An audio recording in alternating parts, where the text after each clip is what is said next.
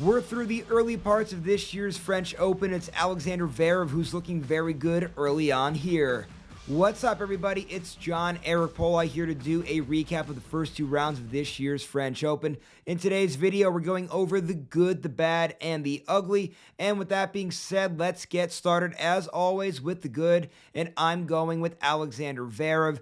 Zverev, one of the favorites here at Roland Garros. In my preview and prediction video, I actually picked Alexander Zverev to win this year's French Open, and so far that looks like a good pick. He's off to a very good start here. He beats the king of clay, Rafa Nadal, in the opening round in straight sets. Granted, of course, Rafa isn't the Rafa of old. He's been banged up, dealing with injuries, not the player that we once all known and loved there, but still, either way, Zverev, big win there in round one. Follows it up with another big win in round two. Hasn't lost a set through the first two rounds here. Looking very, very good. His serve has been on point for the last few weeks now. His backhand's been very good. And his forehand actually has improved a lot here for the French Open. And that's something to keep an eye on. If he could do all three of those at that high of a level, going to be very tough here to stop here in this year's French Open.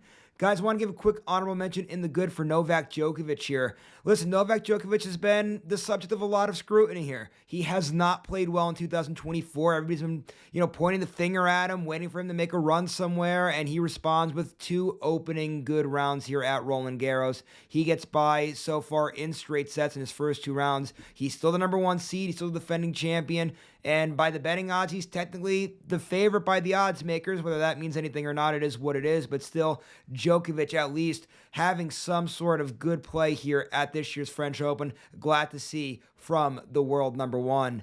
Now, guys, let's move on to the bad in today's video. I'm going with Hubert Hurkacz here. The Pole is still alive, so let's not get too worried there, but he has not been playing super well here at the French Open, losing a few sets through his first two rounds. Like I said, though, still alive, but the world number 8 or the 8 seed for this year's tournament, he has to play better here, that's for sure. If he wants to make a run in this year's tournament, he's got to turn things around and turn it around fast. So we'll see if he's able to do so here as round 3 is just about to get started.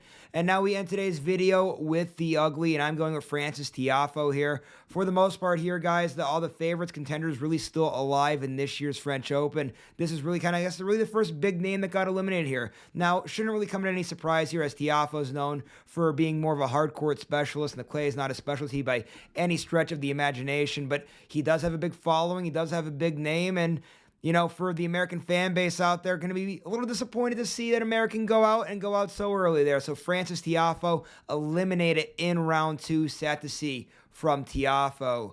All right, guys, that was the good, the bad, and the ugly through the first two rounds of this year's French Open. We'll have continued coverage of the event right here.